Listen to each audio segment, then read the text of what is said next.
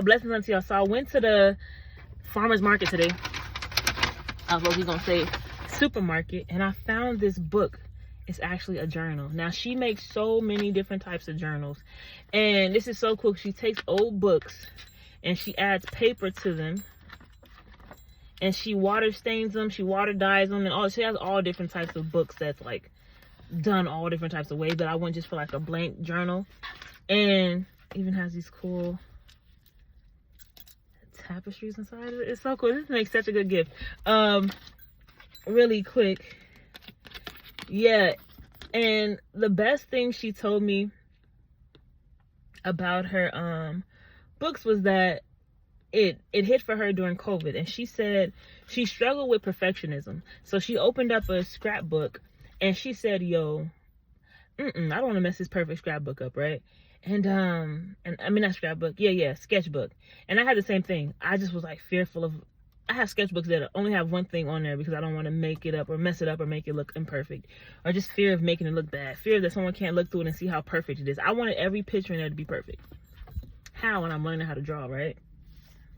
Anyways, she began to create her own thing, and she actually started making this because a friend, after she gave it to her friend as a gift, her friend said, you need to sell these. Then her friend got her in a shop, set her up at a farmer's market, and helped her out, and then her friend ended up moving to another state. And it's so amazing to me how Abba, one, has people in our lives to help push us forward, and two, how Abba looks at our imperfections and makes something out of it. And there's so many parts of this message, honestly, because I'll get to the other parts later. But first I want to touch on perfectionism. The part that kept bugging her, because she dug into her imperfection,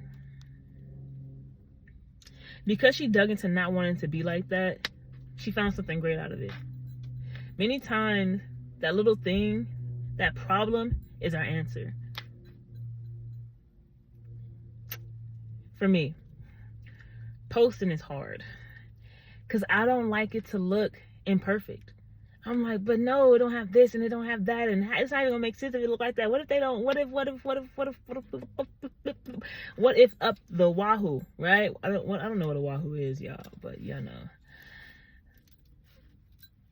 I just heard it so much that it just kind of comes out of me. But she made this thing,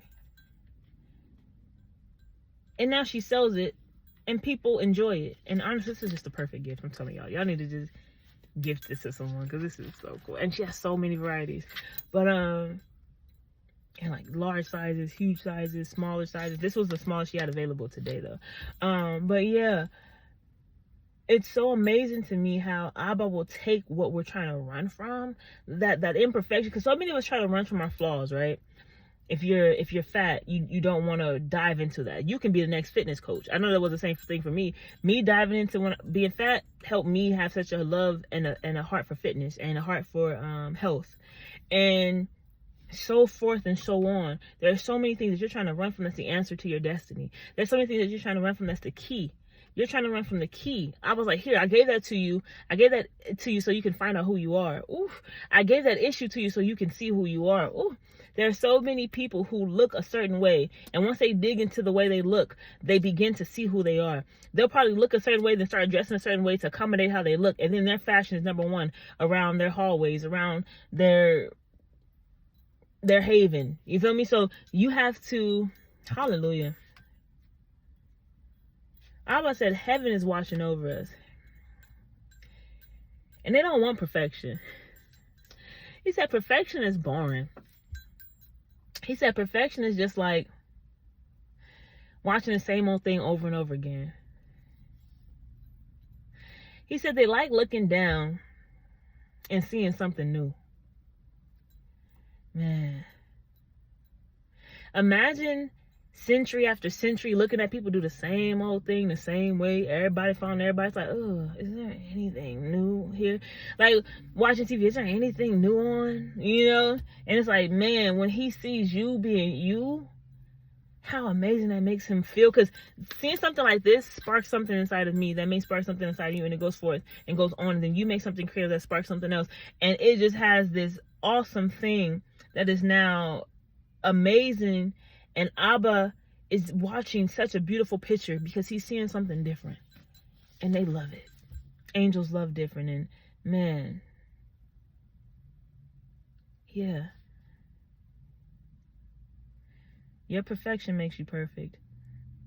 I think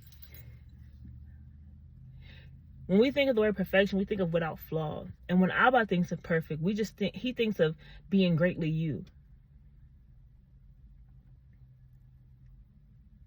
You know, when you tell a kid you're perfect, you know they mess up. You know they have flaws.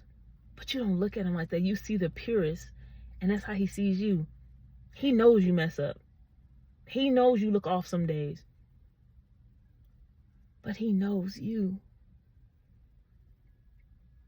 And the same how you want that kid to see the most amazing part of them is the way he wants you to see the most amazing part of you. You have something for this world to see. You have to look past that part that thinks it should be something different, to have people